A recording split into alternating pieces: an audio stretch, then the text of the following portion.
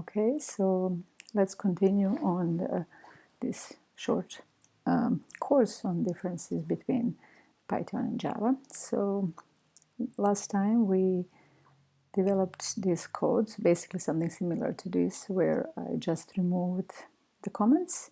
So let's run this in Java Visualizer if you like, and you will see that it's very similar to Python, so we understand what's going on in memory as we execute this program. So you can Google still Python Visualize if you like. I did it just out of habit as well, but when you come here, you change to Java.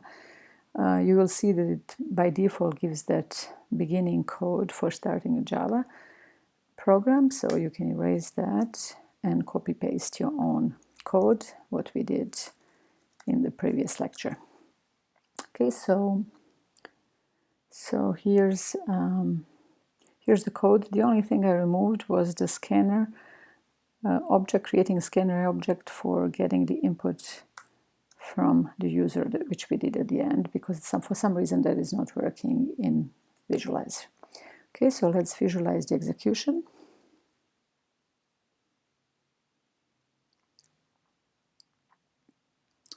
Okay, as you can see here, we are in the main. As I explained in previous class, the starting point of any Java program is inside of the main. So here's the first line inside of the main, line 4. It will get executed. And I hope you can see it will get executed and displayed over here. So right now the main is running. This, as you can see, is the same as in Python. And if we do forward, it prints that message. Then we had another one, print goodbye. Then we had another one, and so on. So now you're going to see that this primitive variable of type long will get created. It's a local variable of the main function. Since it's a primitive variable, actually it's on the left-hand side. In other words, it's on the stack. Okay. The same happened for variable y. It's a primitive variable, a long integer. That's its value. Finally, this creates multiplication is done, and this creates primitive variable z with this value here. This gets printed, and now x and y will get changed. So I get changed, and we print integer division of 3 and 2, which is 1. Then we print division of 3.0 and 2, which is 1.5. Then we create a float variable. Again, this is a primitive data type, so it will be on the stack here on the left-hand side in the visualizer. Then we print that variable. So next thing is we have another integer variable here. It's p. Again, it's a primitive data type. It's on the left-hand side. Then we had few print statements. Okay, so here we create a Boolean variable. Again, that's a primitive data type. You will see the right-hand side is executing, asking, is x different from y? X is 3, y is 2. So the result is false. And what is stored in primitive variable a is the result, which is true. That gets printed here. Then we have that what's written in a is a result of this expression, false, so false is false. So therefore we have this changed. We print the result of that expression, and that's it. Okay, so now when we come to the next line, on the left-hand side, we actually declare that a is so-called reference variable, a variable that refers to an array of integers. Right-hand side creates an array of 6 elements, and in Java the default elements for array of integers are 0. So you will see after the right-hand side is executed, the object is created on the heap. As you can see, so basically this line is going to be identical to what we have seen in Python. As you can see, and you use arrows because what's stored in A is an address of this array. Okay, so that's what the picture looks like after this line is executed. Then if we try to print a, it prints what is stored in a, which is an address of this object. You're going to see that here. So it doesn't print the elements of this array, unlike in Python. Then we asked to print the length of this array. It's a 6, so 6 will be printed. All right, so here on the Here we have again something identical to what we have seen in Python. We declare that b is a reference variable, a variable that refers to a list of integers. I didn't mean to click on this. And then we execute basically b is equal to a. Okay, so remember in Python when you do b is equal to a, and that what happens is that address that is stored in A is now stored in B too. So B and A actually become aliases of the same object, in this case, same array. So if you change B, so if we do here B of 1 is 100, so we follow B, get to 1 and change it to 100, that also changed A. So if we print A of 1, it's going to print 100. Okay, so let's put that back here just for what comes after. So we do b of 1 and we change that back to 0. Now the right hand side creates a new list, a new array that we call L. So L is a reference variable of this new array. So this is what currently picture looks like. And then we had this for loop, yeah, almost to the end. Then we had this for loop that goes from the beginning to the end of the list L. Inside of the, in this three-part for loop, we declare variable I. So the scope of this variable will be only inside of the for loop. So you will see variable I is created and it starts at 0, and then it enters the loop and prints all these elements. So you will see I is changing because I++ is executed. Okay, so I is changing from 0 to 5. Finally, when it becomes 6, 6 is not less than 6, and then we're going to exit the loop. Okay, so now elements of L are all 0. So elements of A and B are all 0s, and elements of L are all 0s. Oh, this is that other for loop, so let's go through that quickly. By the way, you see that I is gone, so the scope of variable I was only inside of this loop. So this prints all the elements. Okay, so here's something that we skipped here. It's first thing it asked, so it was this line that was being executed. Is A equal to L? So you see A, although these two arrays both have length 6 and both have zeros, they happen to have exactly the same number of elements and exactly the same elements. When you do A is equal L, Java is going to say false, because what's stored in A is an address of this array, what's stored in L is an address of different arrays, so this is going to say false. If, however, you ask is A equal to B, when you look at this, A and B, these two reference variables take you to the same array, so this will print true. Somehow this line. All right, so that prints true. You will see now string S will be created because strings are immutable. The same way as in Python, you can use this approximation and imagine actually that are stored on the stack, although they're not. So here we see that S is a string, and then we had print 6 character of the string. And finally, I did these few lines to demonstrate that Java has something equivalent to null, equivalent to none, and the keyword for that is null. And you can assign null value to all the reference variables. So these are the variables that refer to objects in Java. So the variables that are not primitive variables. So this, if you declare C to be reference to array of doubles, or for example here that S2 is a string, so S2 and C are not primitive variables, then you can assign null value to them, which basically we said they're pointing to nothing for now. And if you try to print C, it's going to say null. It should say null. All right, so here we assign both of them value null, and here we printed null. Okay, so here, there you go, we come to the end and the program terminates. Okay, so that's for visualizing and understanding what's happening in memory. Java is basically the same as in Python. Okay, so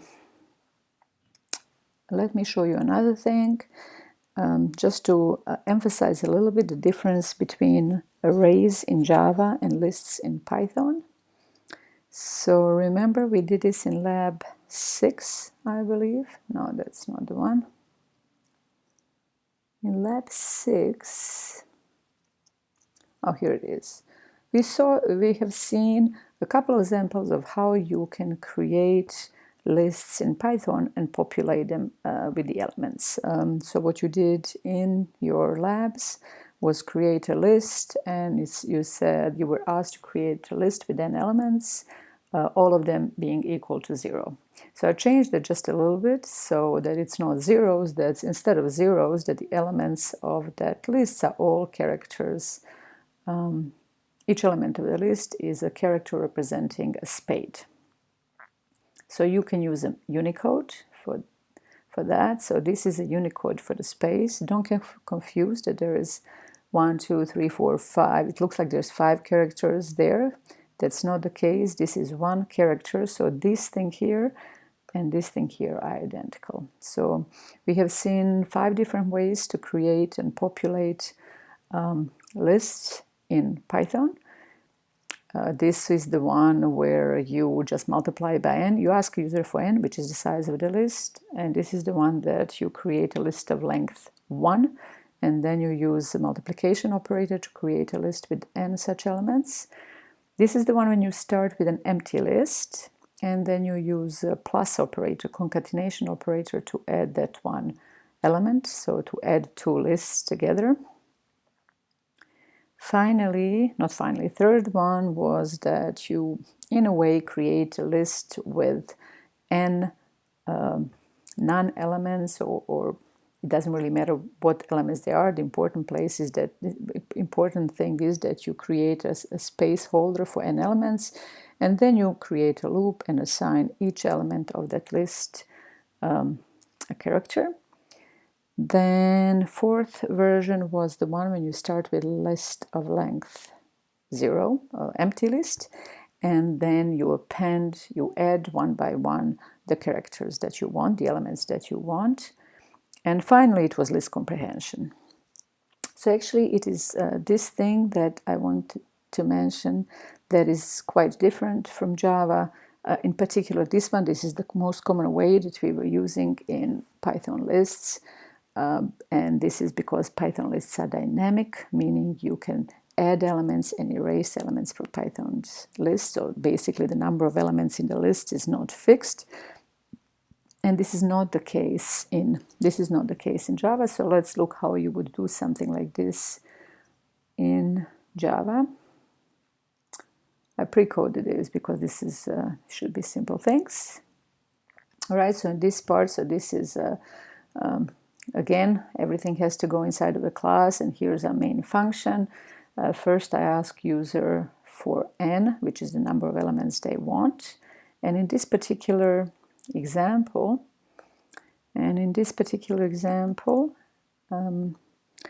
I said that I wanted to create a list of characters. So here we're defining a variable ARR to be a reference variable to a list of characters. I did it just so we don't do ints all the time. So therefore you see that in Java you have to declare not only that ARR is a reference variable to list, but you have to declare that that list is a list of characters. And then this is the syntax that you've seen the last time of how you create a list with n elements in Java. The array of n elements in Java.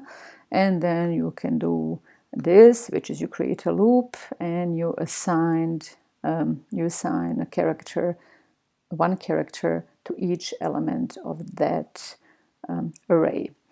You can use this. I'm showing you this here. These two are equivalent. Both are accepted in Java the same way they are in Python. So this, again, notice that this is one character. This is not 2 or more characters. Okay. Notice that you cannot, but one of the reasons I wanted to show you this is that you cannot do this. So let me comment this out. So here, here in Python, we could have changed this to this. It would make no difference. Okay, basically all of these are strings. In Python, even if it's only one character long, it's a string in Python, and plus we don't declare the types, so there wouldn't be any problems anyways. But here, if we try in Python, in Java, if we wanted to assign to an element of this array, if we wanted to assign this character, but we use a double quote, this would crash because double quotes are reserved for strings, and this array is declared to be an array of characters. Characters in Python are primitive data types, and character is a single character. And for that, you use single quotes. If you use double quotes, even if you only put one character inside, you're telling Java the right-hand side here is going to create a string and is going to try to assign a string as an element of this array. That will not be allowed because this array is declared to be an array of characters. So let's see that, and you're going to see that we're going to get a compilation error. Okay, so you're telling us exactly, and you get a very clear message. It says incompatible type, string cannot be converted to a char. Okay, so here you need to use a single quotes. Well, actually, let me leave that back in so that you can see this, but I'm going to comment this out. Okay, so this line would be fine, for example. This will actually demonstrate to you that this is a single character. Okay, let's run this now. Let's say we want an array of 10 elements, all of them being spades, each element. So this is an array with 10 elements, and we print it here, elements one by one, and each element is one character representing a spade. Note here that when I'm printing, I had to item takes elements of that array one by one. I had to cast that to a char, otherwise Java is going to print the integer representation of that character. So again, the major difference between Java's arrays and Python's lists is that you have to declare a type, obviously, like everything else in Java. But another one is that once you declare the size of an array, once you create an array, not declare a size. Once you create an array in Java, you cannot change its size anymore. They're not dynamic like Python's lists. And don't get this confused. So, for example, I could do something like this. So I can say, I can execute this line of code, but don't get confused thinking that this actually changes the size of the previous array. Here, the right-hand side simply creates a new array, and because it's an array of characters, if you don't populate that array, the default elements of that array will be empty characters. So here, when I try to print now the elements of that array, actually nothing got printed because these are all empty characters here that were printed. And if actually I encourage you to take this code and actually again run it in Visualizer, and you will see that, but this part actually is exactly the same as in Python. So the right hand side here, what does it do? It creates a new array. So it's not that we changed the previous array, we simply created a new array, and now this reference variable AIR is referring to that array. So if you redo assignment number 3 in Java, and if you want to do it in the way that we did it in Python, then the identical, I guess, way to do this would be to use array, where here, instead of declaring array of characters, actually, you would declare that array to be array your cards. So here, cards or deck, you would declare it to be array of strings. Why strings? It's because each card, you need 2 characters at least for each card. You need a suit and you need a rank. Okay, so each card actually needs more than 1 character. So you cannot use char, a primitive data type, as the elements of the deck. Well, I mean, you can declare a 2D list, a 2D array, but then then you would have to, you could then, in that case, you can use characters. I mean, then again, then goes back to design of how you solve the problem. But if you want to do exactly the same as what we did in Python, then you would start off by declaring your deck to be an array of strings. All right, so let me put it back the way it was.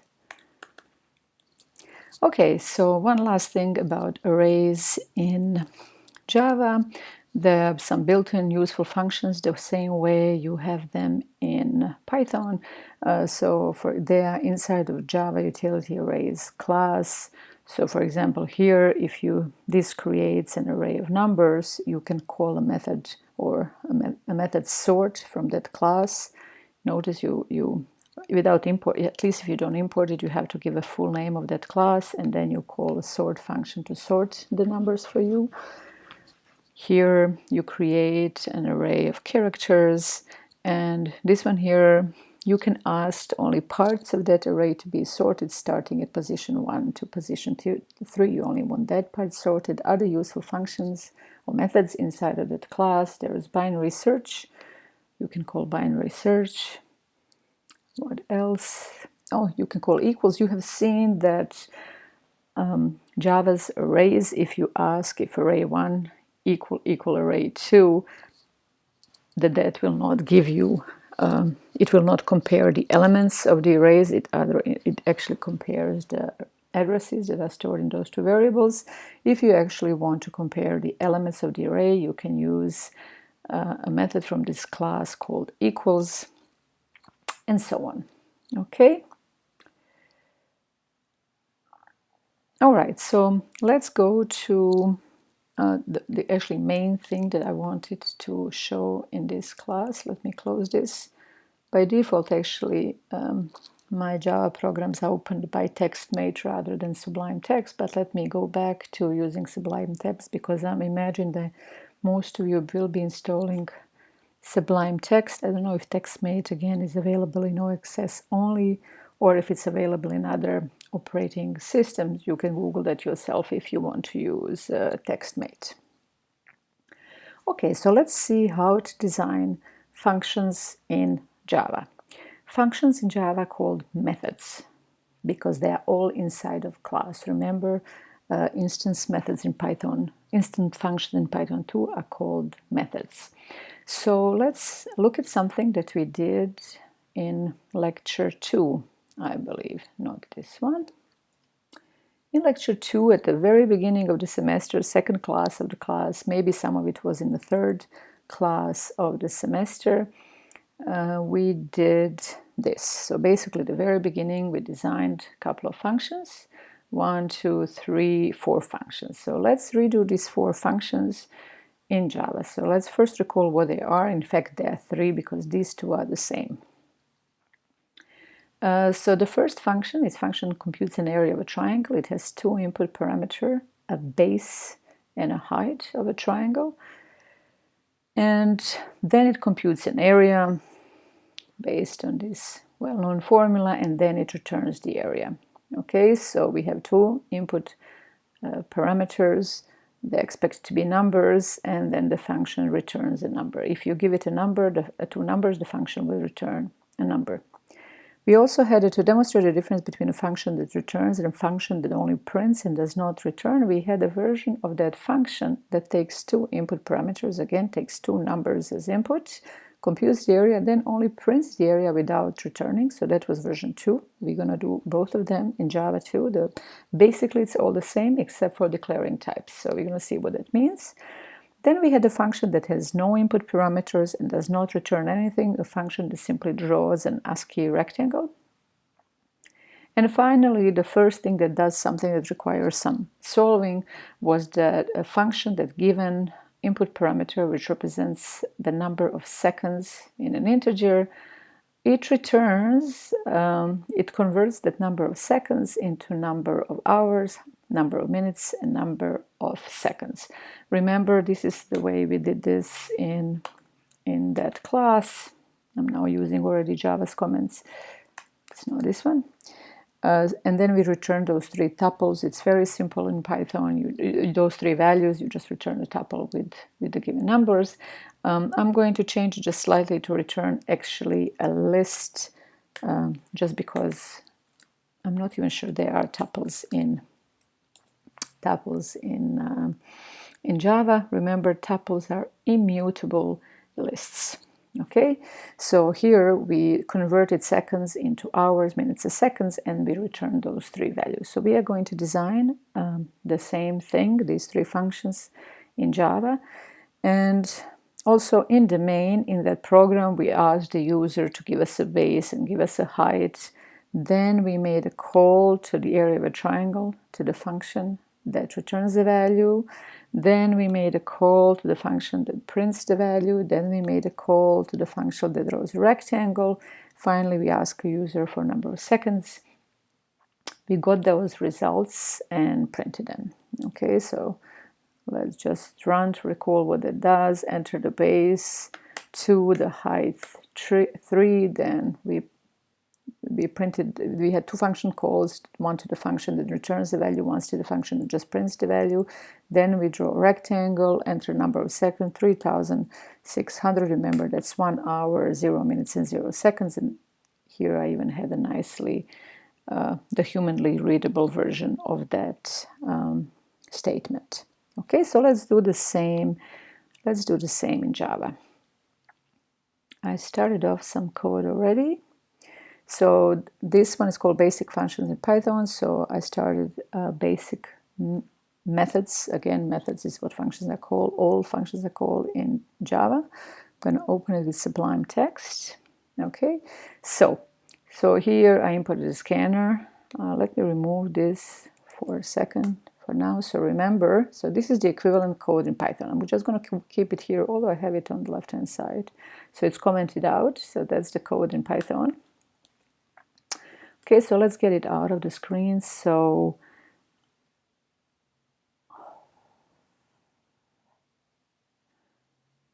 okay, so let's get it. I just want to make sure that I'm actually recording and not.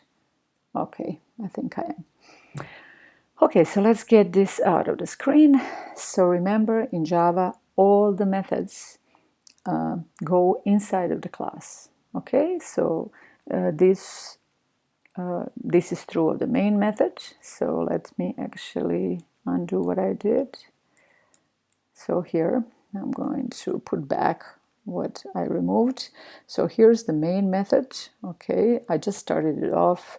I created that object of type scanner so I can get input from the user for the base and the height. That would be equivalent to these two lines of Python. So what I have done so far is just so I don't have to do this thing. We've done it in the previous lecture. This code is equivalent to getting a base and a height from the user, and we put it inside of the main. So as you have seen here, all the method definitions, so this method definitions, all of them go inside of the class, including the main method. Okay, so let's design. But also, unlike Python, the main can come before the function definition, before the method definition. That's because, so here we had to define these functions first before we can use them, because Python is an interpreted language. So if I make a function call here, that function should have been defined somewhere earlier. Otherwise, Python will complain that it doesn't know what the area of a triangle is. In Java, that is not the case, and the reason is that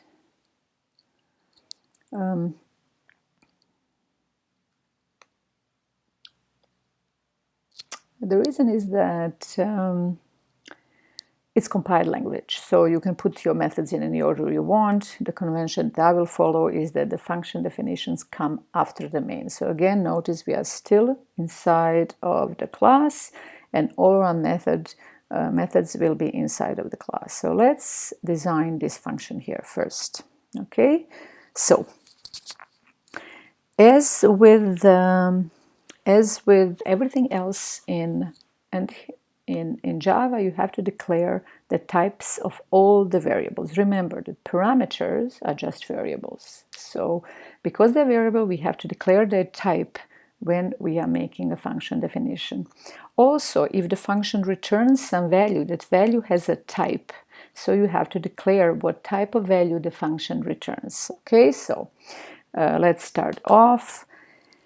Since we want, in addition, since we want everybody to be able to use our area of a triangle method in Java, we're going to declare this function to be public such that anybody can use it. We want it to be one of those functions that you just call by name, so you don't have to create any object to use it. So therefore you have to use a keyword static. Okay, so public static, you always use that unless you are actually working with objects, designing some, in other words, designing some methods that that can be called only by objects. So use those two things. Let's then see what is the return type. You have to declare what the return type is. We're going to see what it is. Let's use the same name as we did here, except we're going to follow Java's convention, which is to capitalize the first letters of the word. So area of triangle. Okay, then you open parentheses, and remember in Java you denote blocks by opening and closing curly braces. Here's where the body of your method goes. Okay, so this first line here is the same as this basically header. It plays, not the same, but it plays the same function that this header of Python function does. This first line here does the same. Okay, so we're gonna have, again, we need two input parameters, base and height, except that again in Python, in Java, you have to declare the type. Okay, so this base and height, it doesn't have to be in integers, it can be any real number. So let's use a double for double precision, and I'm going to actually give you a reason more why you should use a double in this case rather than a float. Okay, if you want to represent a real number, you can use a float or a double. I'm going to tell you why I chose a double here. And so the two input parameters, base and height, so these two local, these are the two local variables of this function. They are of type double. We are going to look at, and actually, if you look at the type contract that we were writing all the semester, it should be helpful now. We said here the base is a number, that height is a number. We didn't say it's an integer, so it can be any real number. So you just replace that by either double or a float. If you don't know which, then just pick double. Okay. Then we looked at the return type. Return type here is a number. So again, we should put here either double or a float. And we should pick double here. And I'm going to explain why not float. So, and now you code exactly the same. I can even copy paste this. Okay. And except, first of all, this area is a new variable that is not declared. You have to declare its type. Let's say this area is a double, and let's not forget the semicolon. Okay. And then we do return area. So if you look at the Python code, you will see that these two, let me make this smaller so you can see both. Okay, so these are the equivalent code here.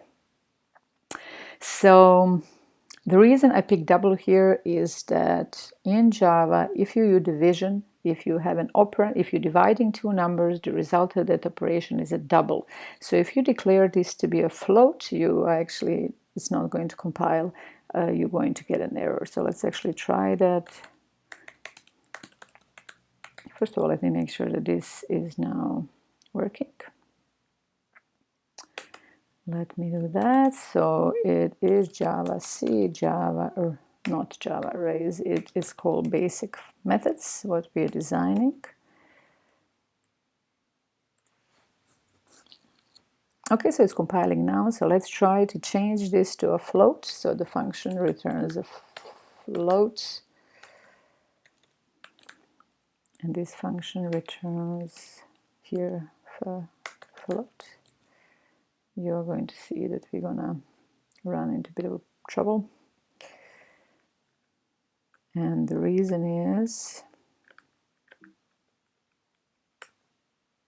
all right, it's complaining that division, it's telling you incompatible types, possible lossy conversion from double to float. The result of this operation, the result of division is always a double, and you're trying to put it inside of a variable that is a float, that is a lower precision. And in Java, that is not accepted. Going to from high precision to lower precision is not, it's not accepted. It's not done automatically, at least if you like.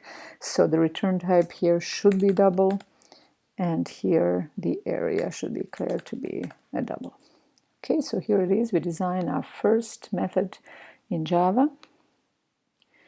As you can see, the main difference is, well, first of all, public static, and then the rest is the same for the name of the variables. And then for each parameter you have to declare the type, and also you have to declare what the function you're designing returns. In this case, it's returning what area is a double, and then we return that area, so it's returning a double value. Okay, so let's try now to make a function call to this function. Function calls are exactly the same as in Java. So here we have two functions. We have a main function so far inside of this class, and we have area of a triangle function. So let's try to use it now.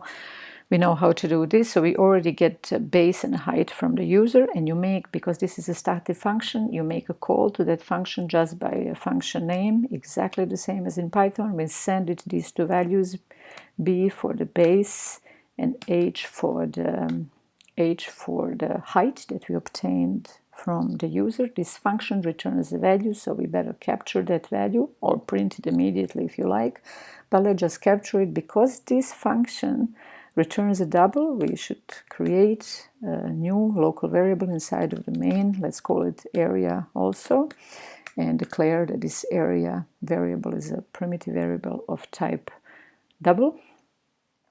And because, I mean, what this function returns and is a value of type double, so therefore this variable here has to be declared to be of type double, and then we print it.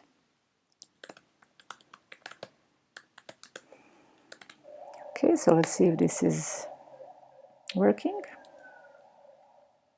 We compile and we run the program, enter the base. Let's say it's 2.5, enter the height 1.7, and then we get the result. By the way, the Java will not, you won't run into trouble when you go from if you go from lower precision to higher precision.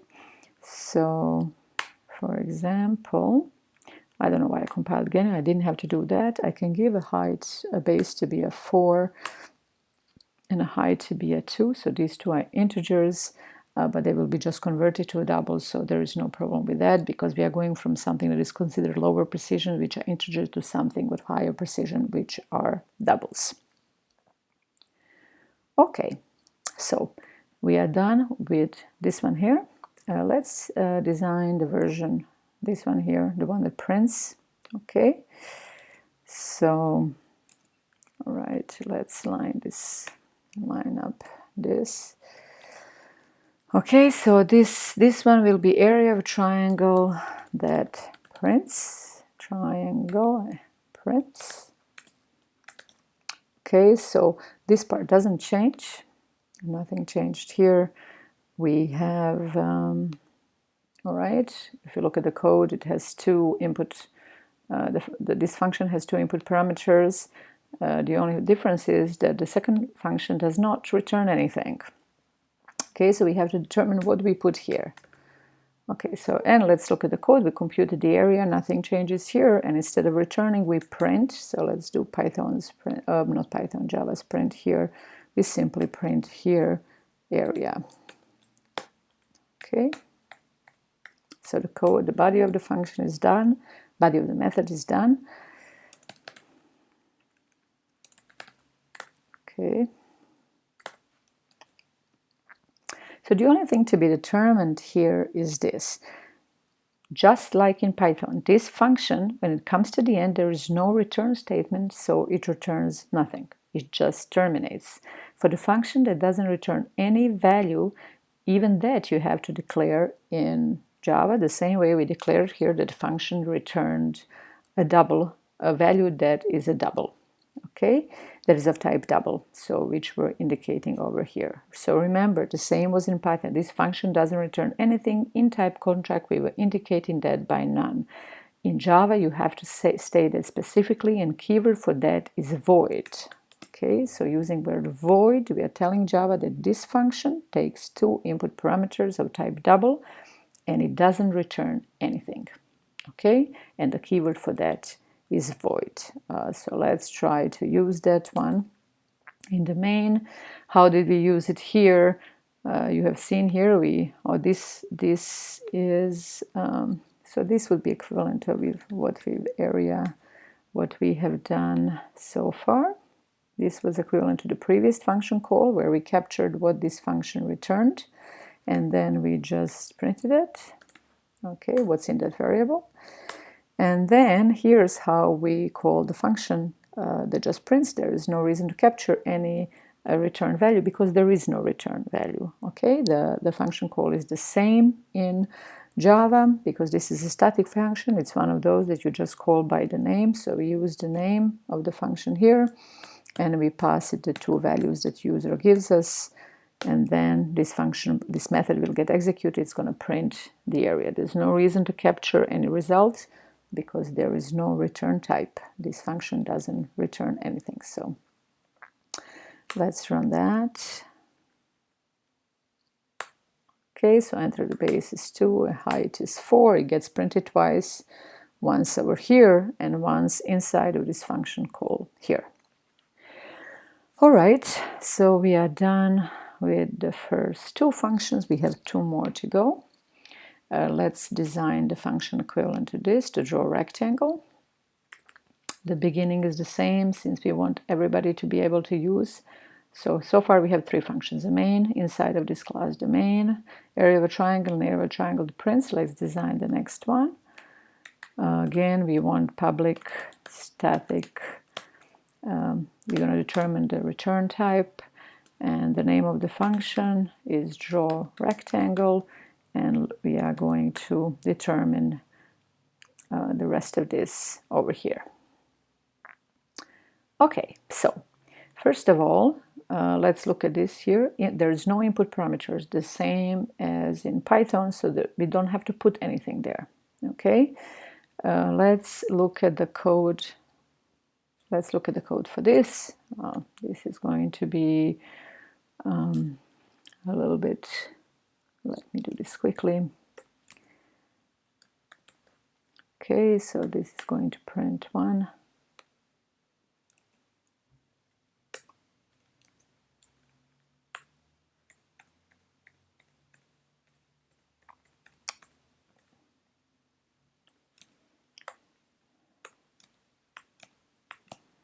Let me copy the strings from here.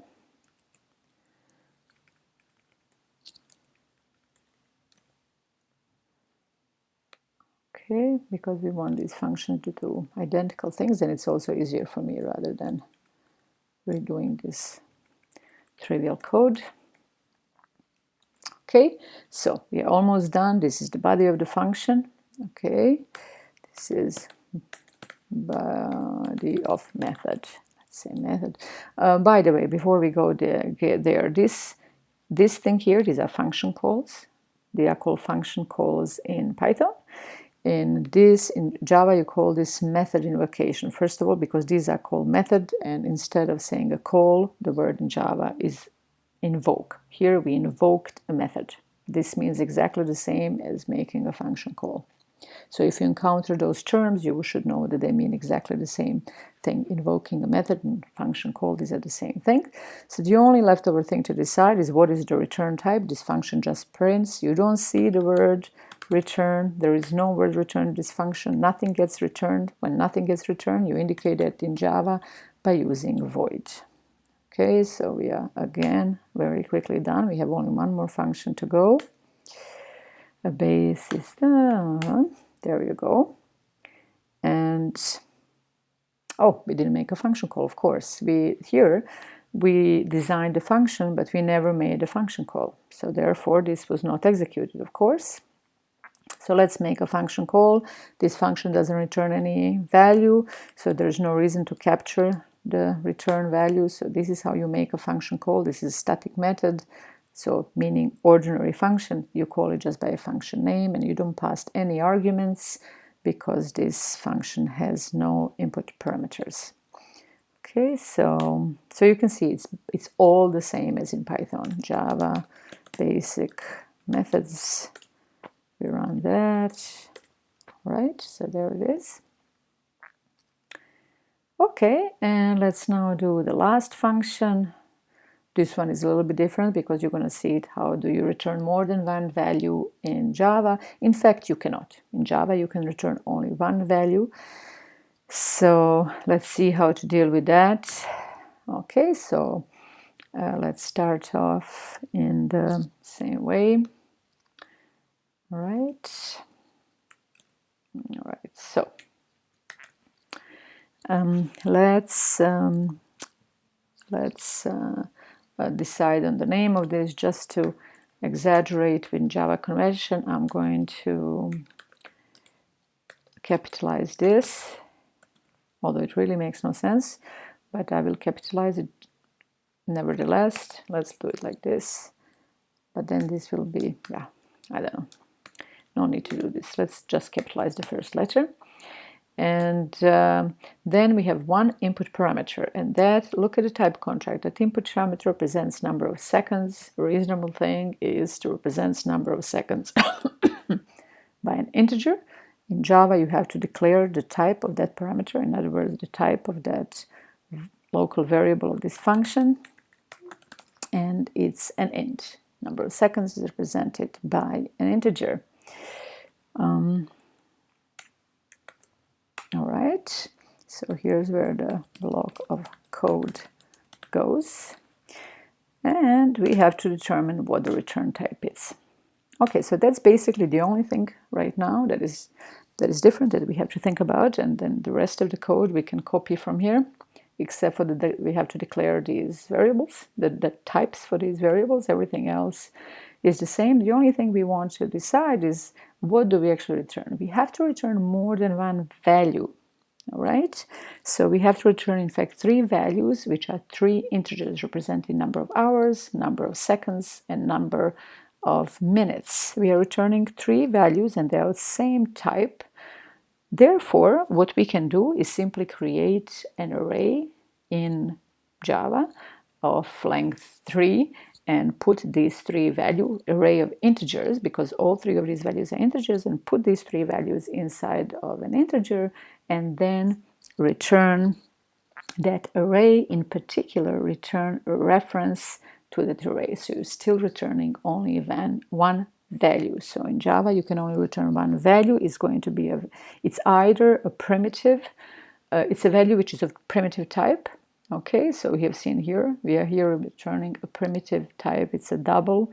Here we are returning nothing. Here we are returning null. This is like returning null, and this is also like returning null. We are returning nothing. Okay, and finally here we will be returning a reference to an array of integers. Okay, so we need to create an array of integers of size of length 3, because we are going to put 3 values inside of that array, which are 3 numbers representing hours, minutes, and seconds. Okay, so let's do it. So first of all, return type. What is a return type?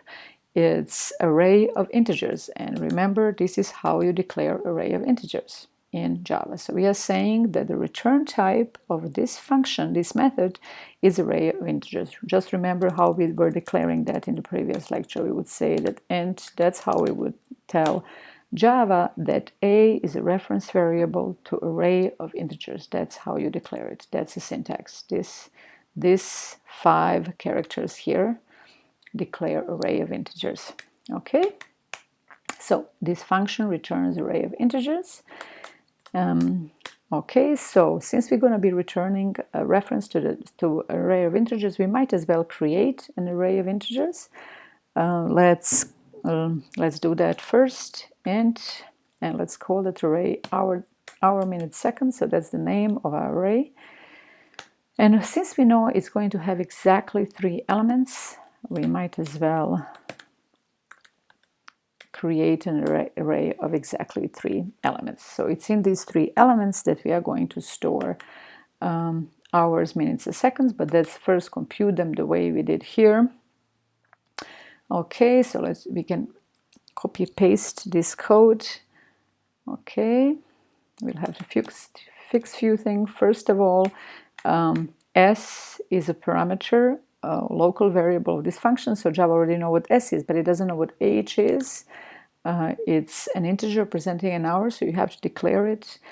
Second thing is there is no special operator for integer division. You just use a standard division operator, but because s is an integer and 3600 is an integer, this is going to be integer division, so you just use a symbol for standard division, but because both operands are integers, this will be integer division. All right, then we do this line. This we can exactly copy paste. The mod operator is the same. We don't have to declare s. We already know what s is. Let's not forget the semicolon. Then we need to compute number of minutes. We don't know what this variable is. So we have to declare that m is a variable of type int. And here we were doing integer division. Remember, this is an integer, 60 is an integer, so standard sign for division is going to do integer division for you in Java. And last piece is finally to compute the number of seconds. What is the remaining number of seconds? So this is equivalent to this piece of code. Now we have in h number of hours, in m number of minutes, and in s number of seconds. We have 3 integers, and we can populate this list with this data. We actually don't. We could have used HMS of 0, HMS of 1, but this is more readable. So you can. What you can do now is you can do HMS of 0 is equal to, we can put hours there, we can put minutes in position 1, and we can put seconds in the last position. Oh, creating an array has to come before. Declaring and creating array has to come before populating it. That's what we're doing here. Okay, we are done, and finally we return a remember, this is a reference to this array, so we just return that.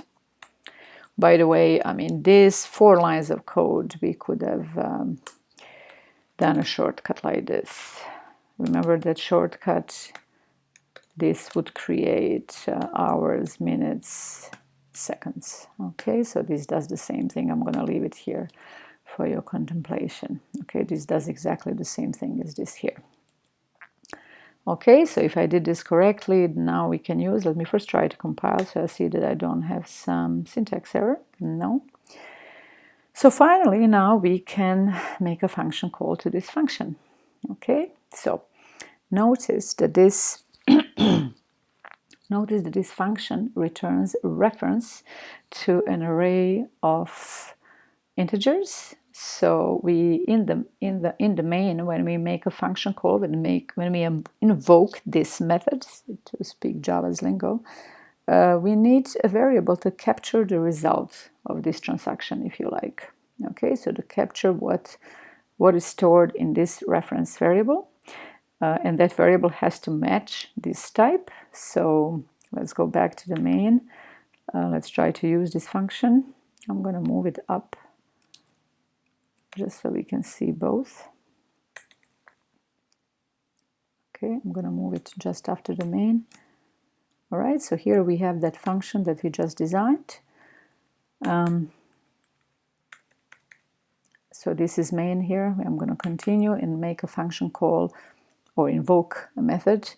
This is a static method, so you call it just by the name. The same, this part is the same in Python. So let's say we're going to call it with, oh, we can ask the user, but let's first not ask the user. Let's say 3,680 seconds. That should be 1 hour, 1 minute and 20 seconds. And this function returns a reference to an array. So we should create a variable which is a reference to the array. So how do we do that? You know this. It has to be a variable that refers to array of ints. So let's declare that. So here's how you declare an array of ints. So result. Let's call the variable result. So result is a reference variable that refers to array of integers. And now we can use that to capture what this function returns, which will be an address. So this function will return an address of this array. That address will be stored in the results. So now results and HMS will both be basically aliases of the same array. So this is an array that this function returns, and then we can print the results. Okay, so I actually made a nice, no, let me copy paste that because I don't want to, because we are at the end, I can copy paste that part of the code. All right, so here let's print those 3 values. Where was I here?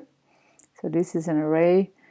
Let's use loop over the elements of that array results. Remember, this is a syntax for for loop that loops over the elements of the array.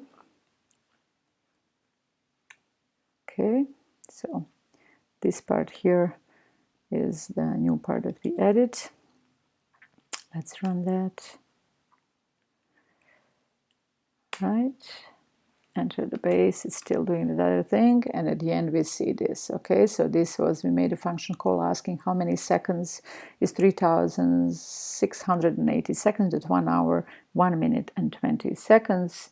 In my beautified version of this, I also had a more human. First of all, I had ask a user for the number of seconds rather than, so here, rather than hard coding the number of seconds, I asked the user for the number of seconds. So we know how to do this. We created this keyboard, if you like. This is the variable name referring to an object of type scanner. And you can use that object to, basically it's method called nextIn to obtain an integer, to ask user for an integer. So that's stored in the seconds. So instead of hard coding this input here, we can send as an argument to this function call the number of seconds that user gave us. And here I have a beautified version of printing those results, just rather than what we have here, which is just printing 3 numbers. Okay, so here it says this many seconds is, and then we have a nice seconds about this. Okay, so this is in the main, which is equivalent to, basically what I did here is equivalent to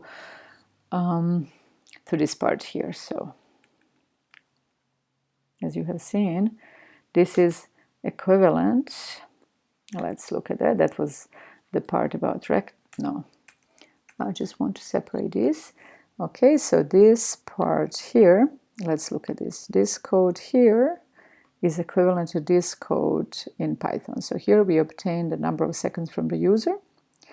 Here we capture the results, which in this case was a list with 3 elements. So previously it was a tuple with 3 elements. Then we print the elements of that list. So here we do the same. We capture the results, which is an array of 3 elements. Then we print those 3 numbers. Basically, we print elements of that array. That's that part too. And here is a beautified sentence telling you about that. So here's that part. So let's run it and we will be done with our basic method design in Java. right? Enter the number of seconds, 3,825 seconds. That's 1 hour, 3 minutes, and 45 seconds. And here we have nice sentence to tell us that. Okay, so now that we are done with that, one last thing that I would like to show you is what happens when you run this in the visualizer, because you're going to see again it's exactly the same. Making a function call, the main pauses, the function that you call starts running, and so on. So that part that you learn in Python, all of it is exactly the same. Okay, so I prepared the visualizing code where I just stripped the comments so it's easier to see what's happening when you're running, and plus where I stripped the scanner because, as I mentioned, creating a scanner object doesn't work in visualizer. So I hard coded some number rather than asking a user for a base and a height and a number of seconds. So let's see where that is. It was in here. And basic method visualizing. Okay, so it's this part here. So this is exactly what we have. This is exactly what we have done, except that you can see I hard coded some numbers for base and a height and so on. Okay, it's telling you where to go to run this. So I'm just going to. No, I don't want to copy the Python code. All right, we were here, edit code. So I'm going to erase this old code. All right, I'm gonna remove these comments just so we see better what we're running. Okay, so these are 4 functions, and let's see what's going on when we run it. So visualize execution.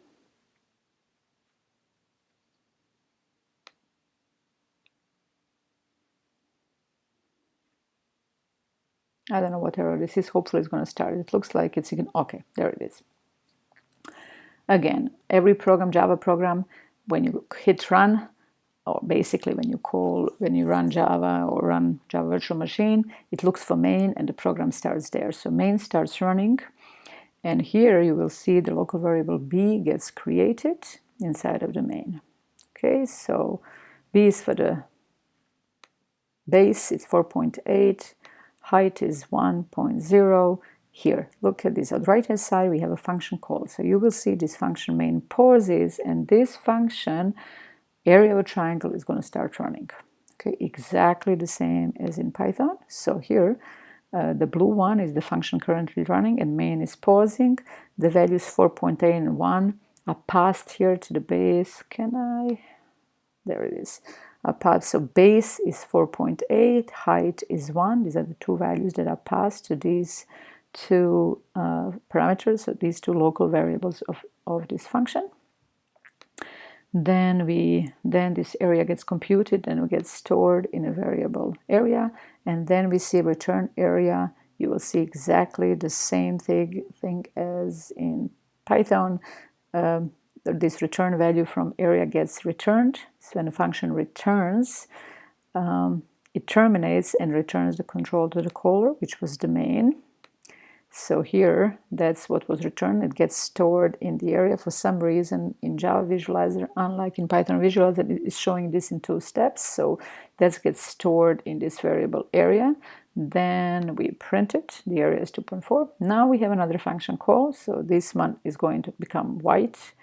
Main in pause, the main will pause, and this function is going to start running. What will be passed, b and h will be passed to that function. Okay, so that was the function call. 4.8 was passed to variable base, and 1.0 to height. This function starts, we are inside of the body of the function. This gets computed and stored in area. Then it gets printed. We're going to see here the area is 2.4. This gets printed. We come to the end. The function is about to terminate. It doesn't find any return statement, so the return value is void. You see this matches this. Okay, so there's no return type. Return value is void, meaning function doesn't return anything. And so this is going to disappear. It terminates and returns the control to the caller, which was the main, which was waiting here. So now main goes to the next thing. We have a call to this function draw rectangle. So this one is going to pause and draw rectangle is going to start. We didn't pass any value because there's no input parameter. So now we can just go through these lines. It's drawing a rectangle. When it comes to the end here, that doesn't find a return type. So it determines that the return type is void, meaning that this function doesn't return anything. It's going to terminate and return the control to the caller, which was main, and main was waiting here in line 12. Now it can continue, so everything is the same as in Python. So now variable sec gets created and 3780 is stored in it. On the right hand side here we have a function call, so this function is going to start running. It was this one here. 3680 was passed to this parameter s, a local variable s of this function. So this function now starts running. It's going to compute all of these things. Okay, so first it computes h, then a temporary value for the seconds, then it computes number of minutes, then it computes number of seconds. Okay, and then actually I skipped this part. You see here that these right hand sides create an array of 3 elements. Remember in Java, whenever you create an array of integers, the default values that are put there, unless you specify otherwise, will be zeros. So now we have HMS as a reference variable to this array. And now in the first element of that array, we're going to store h, which is 1. Then we're going to store m, which is 1, to the next spot, and then we're going to store s in the last spot, and which is 20. All right, and finally we are going to come to this line. We are going to return what? We are going to return, see, it's showing you returning an arrow. What is an arrow? It's an address. It's going to return an address of this array to the main and terminate. So this function will terminate, but it will return an address, or think of it as an arrow like we did in Python, to this array. And here in variable results, that I don't know why it shows this two-step process. It looks like that arrow disappeared, but no, it doesn't. It's always there. So now this variable result, actually here it captures that address and is referring to that same object. Okay, so these are results. Here we have a loop that goes through that array and prints all 3 of them. And finally, the last time you enter the loop, item is the last element of that list, the same as in Python, and prints it, and we've seen here. And here we have the nice beautified version of that. The beautified sentence gets printed. Okay, there it is. So we come to the end, and the main terminates, and the program is over. So basically that's it. One thing that I did mention to say is that, again, remember how Python's lists versus Java's arrays. Python lists appear more powerful because they're dynamic. You can add elements, remove elements, and change the size of the list. That's because, in a way, Python's lists are more equivalent to a special type of objects in Java. These type of objects are called array lists. And they are something like Python's lists. Inside of that class, you have many functions such as adding an element to the list and so on.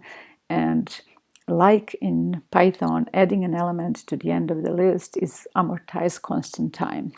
And the other operations are, you have searching for an element, that's linear time, and so on. But this is basically, you have to, if you want to use this, you have to declare an object of type array list. For redoing assignment number 3, you will have to first use this standard Java's arrays. I think that's all I wanted to show.